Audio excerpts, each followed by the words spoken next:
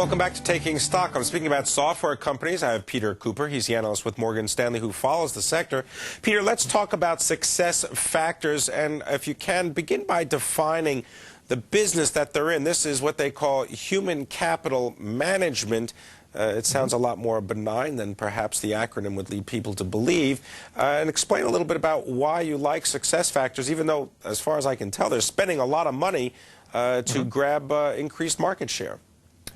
They are, but that's going to be a very good thing, depending on how you want to look at it. So human resources capital management is very important more and more these days. I don't know if you noticed in the papers, you just pick up a paper, and it seems every week, if not every other day, there's an article about how important succession planning is, who is going to lead the company into the future. In an environment where people are talking about layoffs, well, who do you determine should be laid off? How do you measure that these are the folks that are the least valuable of your employee set versus letting go the really best employees? So in a bad environment, you need to know who those employees are that are performing. And of course, how many of us have been in a job where we felt like we weren't compensated for a job well done because there was no way of measuring that? So SuccessFactors has this very comprehensive suite of software delivered as a service, software as a service, to help companies better manage their employees. And we believe that that's an incredibly important and growing important thing, even up to the board level now, where the board says, hey, how are we managing our most critical asset, our employees?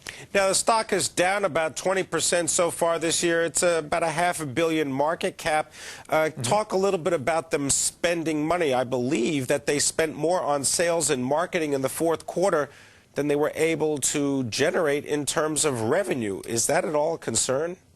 On the surface, it would be. But again, like we talked about with Salesforce.com, it's really about the cash flow generation. So for SuccessFactors, they have these longer-term deals, 2-3-year contracts with their customers that are amortized over the life of the contract. So the revenues are kind of what we call deferred. They're pushed out.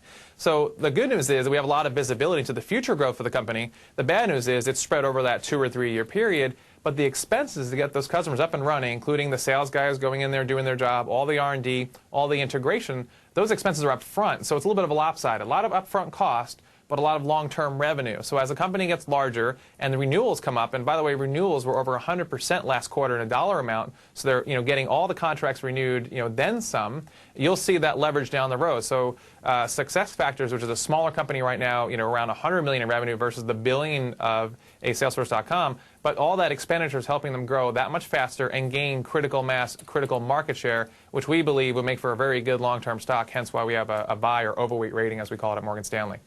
Peter, just one last thing on SuccessFactors. I want to just mention that the shares outstanding, the float, out of about 50 million shares, only about 10 million of them are trading.